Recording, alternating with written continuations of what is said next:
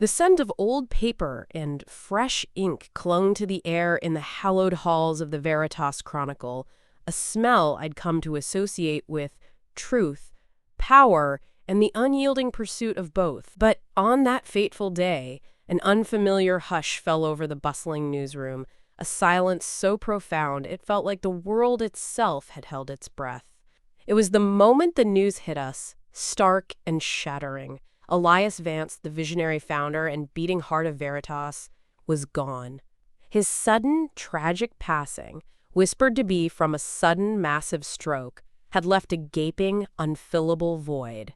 Into that void, against all expectations, stepped his daughter, Seraphina Vance, a woman known more for her quiet grace and charity galas than for commanding a media empire.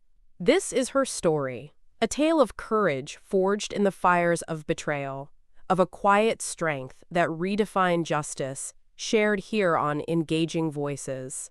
I was a veteran journalist at Veritas, Aveline Dubois, my desk a permanent fixture amidst the controlled chaos of breaking news. For 25 years, I'd seen presidents rise and fall, empires shift, and scandals erupt and fade.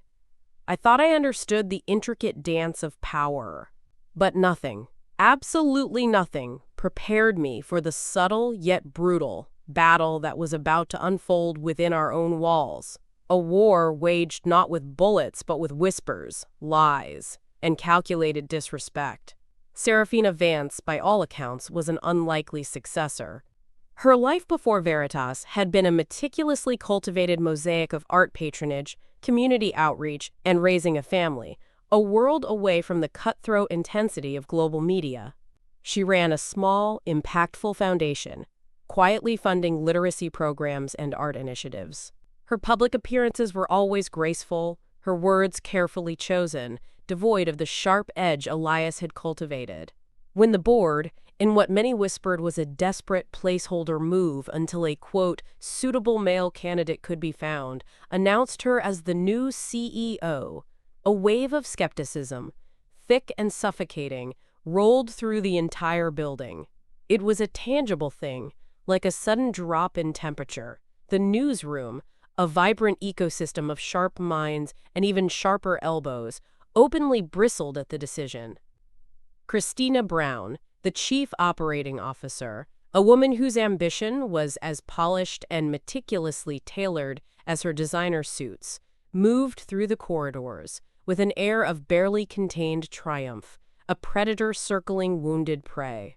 She had been Elias's right hand for almost a decade, meticulously managing Veritas's complex finances and operations, and was the presumed, undisputed heir. Seraphina's unexpected ascension was, to Christina, an unforgivable insult, a slap in the face of years of dedicated service and unspoken promises. I watched her, a master of subtle dismissal, as she would glance at Seraphina during executive meetings, a flicker of cold disdain in her eyes before she deliberately turned to address the most senior male executives, completely bypassing Seraphina's input. It was a silent, powerful message broadcast to everyone in the room. She doesn't belong here. She is a temporary anomaly. During board meetings, Christina would often interrupt Seraphina mid-sentence, ostensibly to clarify a point, but in reality, to hijack the conversation and redirect it to a male colleague, effectively silencing Seraphina. I remember one particularly cutting instance where Christina, instead of answering Seraphina's direct question about quarterly projections, turned to Victor Smith, our aging but influential head of strategy, and began a lengthy explanation, as if Seraphina herself were merely a novice observer, not the CEO. This calculated undermining was designed to isolate Seraphina, to erode her confidence, and to reinforce the perception of her inadequacy to every single person in Veritas. For women throughout the newsroom, this was a chilling, deeply demoralizing display. If the very leader of our organization, Elias Vance's own daughter, was treated with such blatant dismissiveness, What hope did the rest of us have for career progression, for our ideas to be heard, or for true respect in this male-dominated industry? Subtle snubs became commonplace.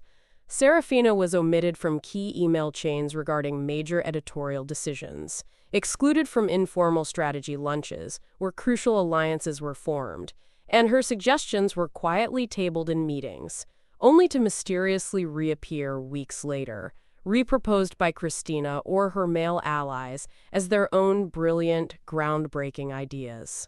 The air was thick with misogyny, a silent, corrosive force designed to push Seraphina out. Yet, beneath that quiet, often hesitant exterior, I began to perceive a different kind of strength in Seraphina.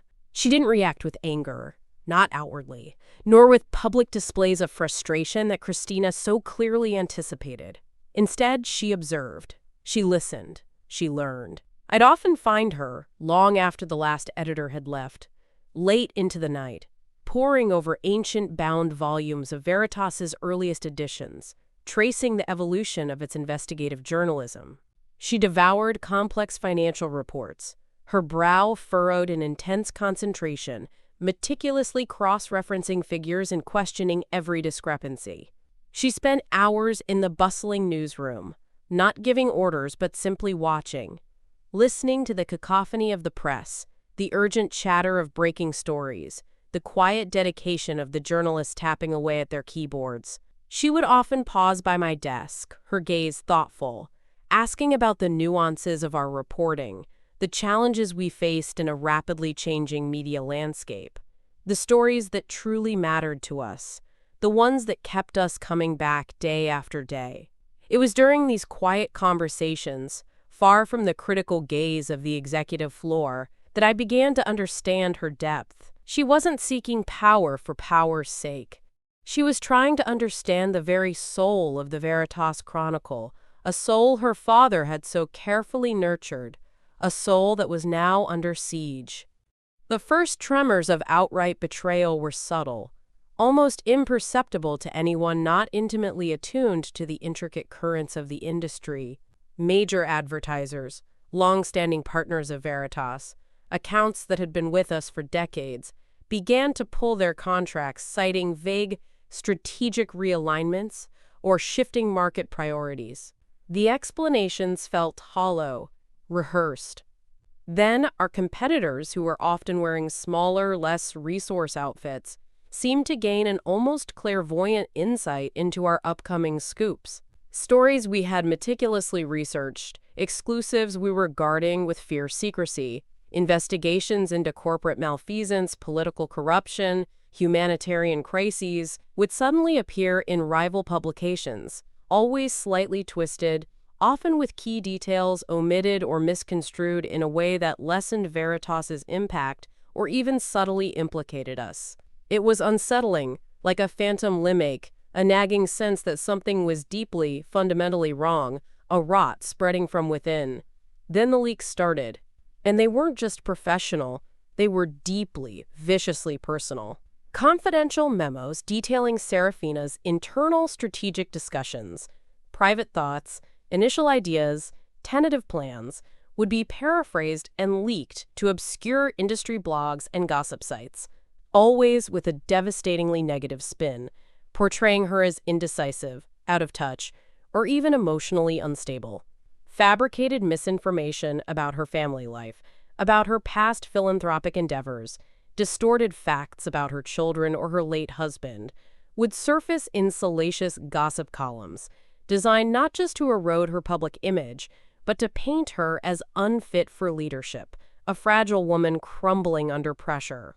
The attacks were relentless, surgical, crafted not just to undermine Veritas Chronicle, but to systematically dismantle Seraphina herself, piece by agonizing piece. I saw the toll it took on her. The bright, hopeful spark in her eyes would dim with each new smear, her shoulders would slump under an invisible weight, but even in her profound exhaustion, I never saw her truly break. She carried a quiet dignity, a resilience that defied the public narrative of her crumbling.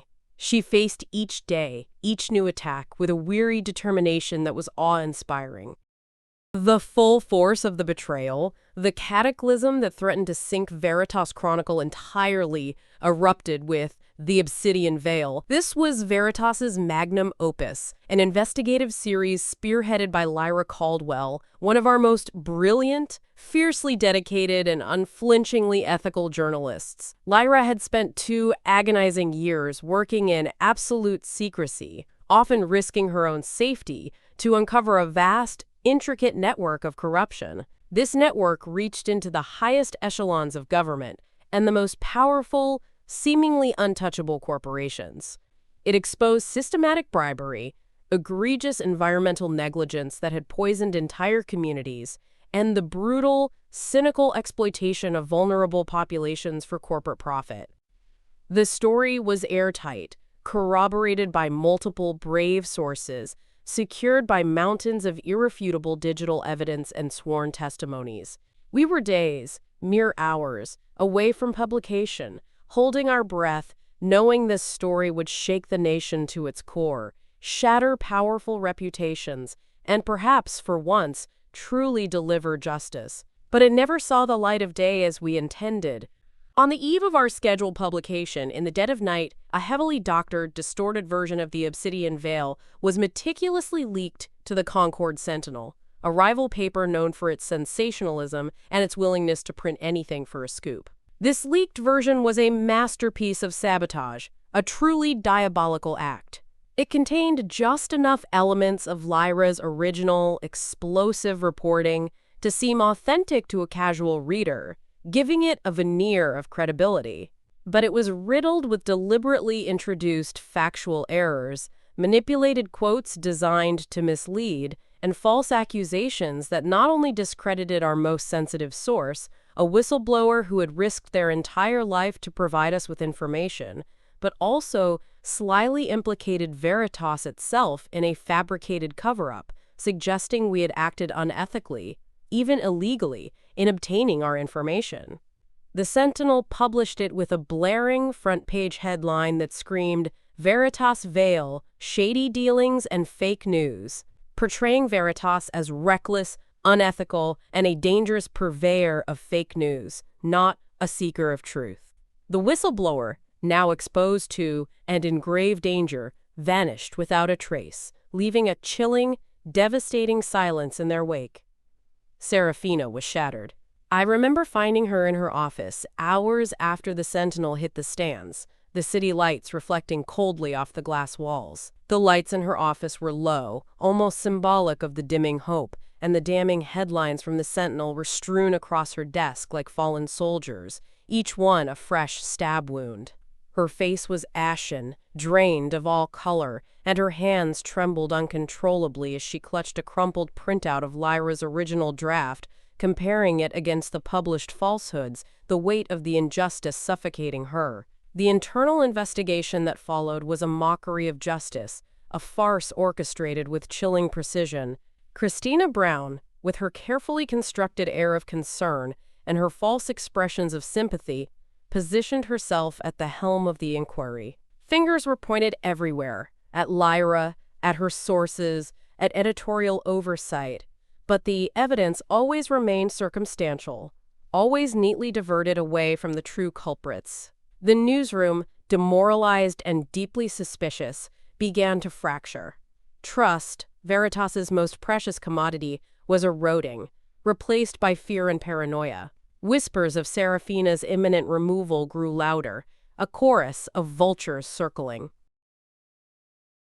One evening, weeks into despair, long after everyone else had retreated into the solace of their own homes, I found Seraphina hunched over a document shredder, its basket overflowing with delicate, ribbon-like strips of paper. She was trying, with an almost desperate intensity, to piece together the fragments of a seemingly innocuous internal memo, one that had been shredded immediately after a strategic meeting she had attended with Christina and Victor Smith. Her fingers, usually so graceful and steady, fumbled with the tiny, curled fragments, sweat beading on her forehead from the sheer mental strain. "It doesn't make sense, Aveline," she murmured, her voice hoarse, strained with exhaustion and a raw, hidden pain. The numbers, the timing, the signatures, it's all off. It's a pattern, a careful, deliberate pattern of financial misdirection.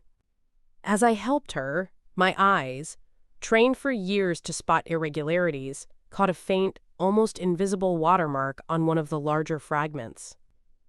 It was a digital signature, a tiny alphanumeric code unique to our internal server, visible only under certain light and used to track the origin of printed documents. This specific code belonged to a file that only a handful of senior executives had access to. A handful that included Victor Smith, our seemingly loyal head of strategy, and, to my horror, Christina Brown herself. The realization hit Seraphina and me with the force of a physical blow, a bolt of lightning illuminating a dark, treacherous landscape. It wasn't just a competitor or a random disgruntled employee seeking revenge. This was an inside job. A meticulously planned, deeply personal act of sabotage orchestrated by the very individuals who had stood by her father's side for years, the ones who had offered Seraphina feigned counsel and condolences. The betrayal was not merely professional, it was a deep personal wound, a cancerous growth within the very heart of Veritas. Christina and Victor had cultivated an image of unwavering loyalty, of being the steadfast hands guiding Veritas through its turbulent transition. The true extent of their treachery, their cold, calculated desire to destroy Veritas and its hard-won reputation to seize control, was almost unfathomable. It was a knife in the back, twisted slowly. But instead of succumbing to despair, instead of letting the weight of the betrayal crush her, a profound, almost primal shift occurred in Seraphina. Her eyes, once shadowed with exhaustion and grief, now held a fierce, unyielding light, a burning ember of determination.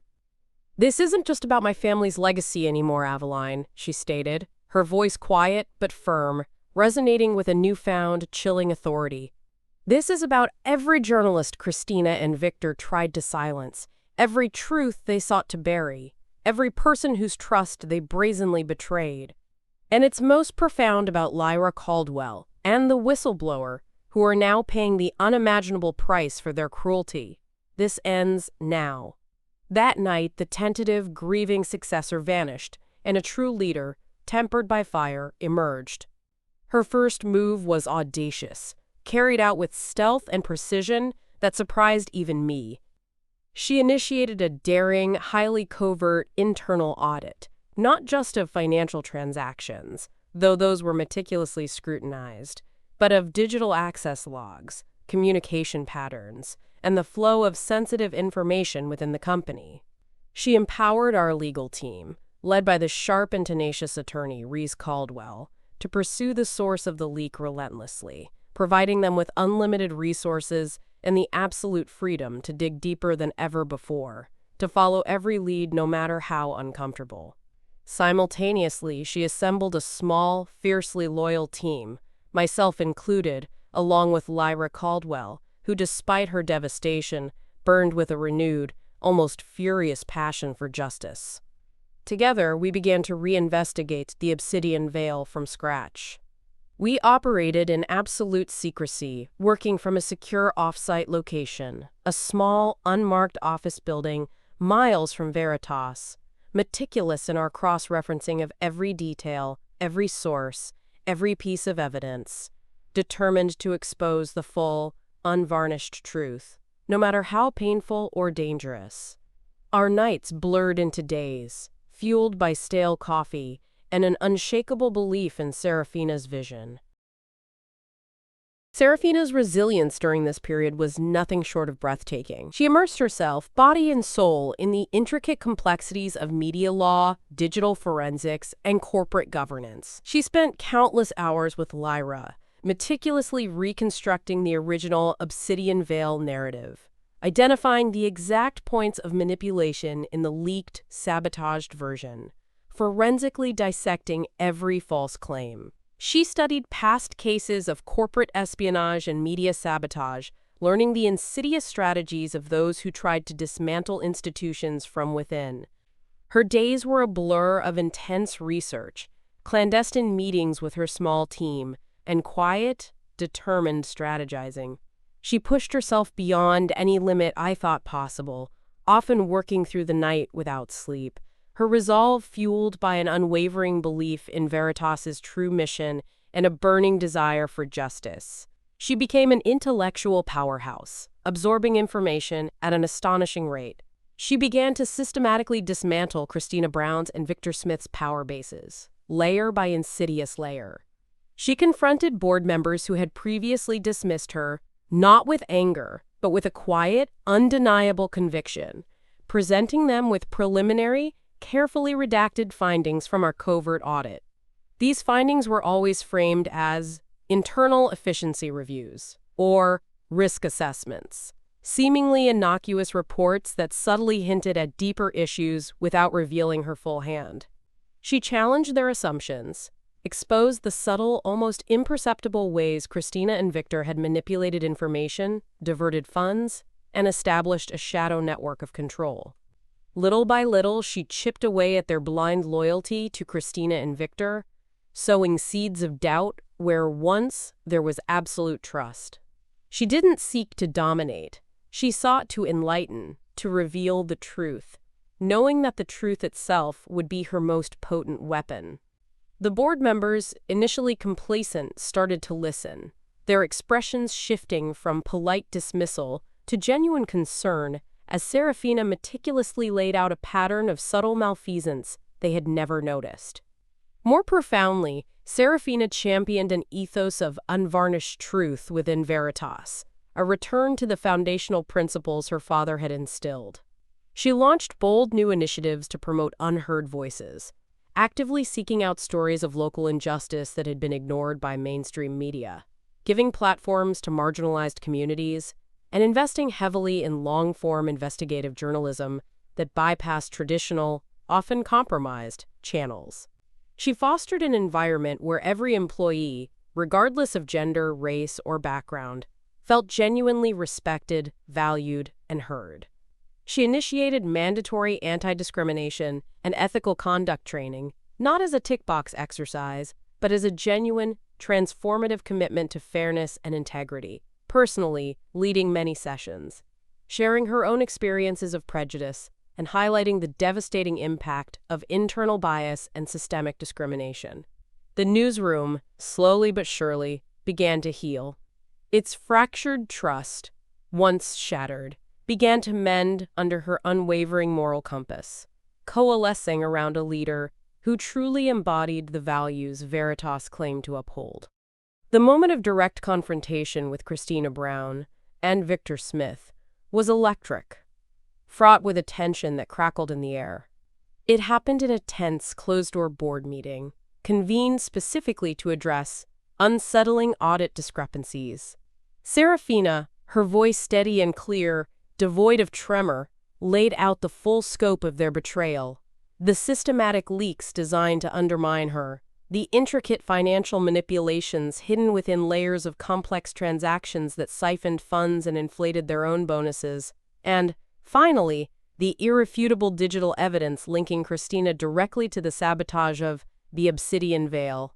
She presented a detailed, damning timeline of their actions, backed by irrefutable data from the internal audit, the reinvestigation of Obsidian Veil, and brave, newly obtained testimony from employees they had previously exploited or silenced, too terrified to speak up until Seraphina created a safe space. Christina, for the first time, looked genuinely shocked, her polished composure cracking like fragile porcelain, her face contorted, a mask of carefully constructed charm dissolving into raw fury. She sputtered denials, lashed out viciously, tried to discredit Seraphina, Lyra Caldwell, and even Rhys Caldwell, accusing them of a vast conspiracy. Victor Smith, usually so reserved, became agitated, his bluster a thin veil for panic. But Seraphina's evidence was too precise, too meticulously assembled, too damning to be ignored. The board, finally seeing the monstrous extent of their deception and the depth of their depravity, turned against them. The silence that followed Seraphina's presentation was even more deafening than the initial hush. The legal battles that followed were brutal, relentless, and played out on the front pages of every major newspaper.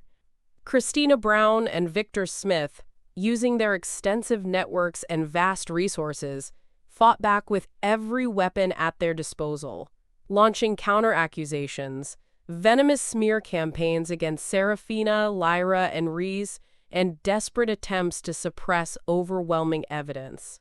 The public scrutiny was intense, with sensational headlines swirling around Veritas Chronicle, painting Seraphina as either a ruthless tyrant or a fragile woman teetering on the brink.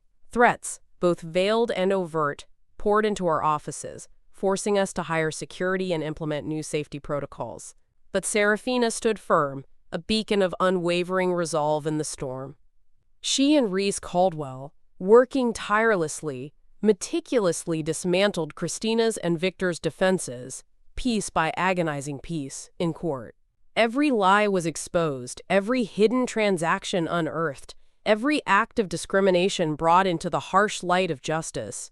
Slowly, painstakingly, fairness began to prevail. The truth about Christina Brown and Victor Smith's machinations, their systematic discrimination against women and minorities within the company, their abuse of power, and their direct sabotage of the Obsidian Veil story, emerged from the shadows through our tenacious reporting and the unwavering dedication of Rhys Caldwell and his legal team. The whistleblower from the Obsidian Veil, who had courageously gone into hiding for their safety, was located by a discreet private investigator Seraphina had hired. With new, stringent protective measures put in place by Seraphina and a guarantee of anonymity, they bravely provided their full, unedited testimony in court, further sealing Christina's and Victor's fate. The weight of their testimony was undeniable. The ultimate triumph was both public and deeply personal. Christina Brown and Victor Smith were not only forced to resign from Veritas Chronicle in disgrace, their once unblemished reputations utterly shattered, but they also faced severe legal repercussions for their fraudulent activities and corporate malfeasance. Their empires crumbled, reduced to dust. The Obsidian Veil, now fully vindicated and expanded with new, powerful revelations that exposed the full scope of the corruption and the whistleblower's heroism, was republished by Veritas. It became a landmark Pulitzer Prize-winning exposé, restoring Veritas Chronicle's credibility and cementing Seraphina's place not just as a competent leader, but as a formidable force for truth and justice in the media landscape.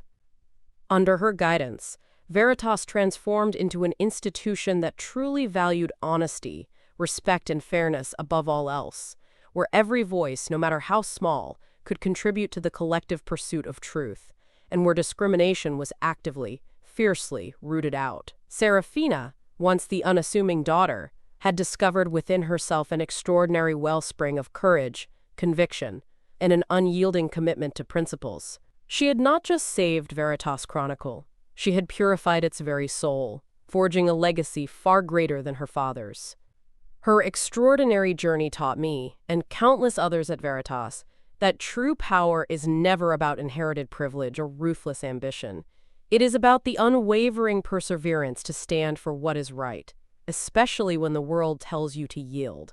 It's about recognizing the inherent value and dignity in every single individual, giving voice to the voiceless, and understanding that fairness and justice, though often delayed and hard-won through immense struggle, will ultimately prevail, echoing loudest through the annals of time, a testament to the indomitable human spirit.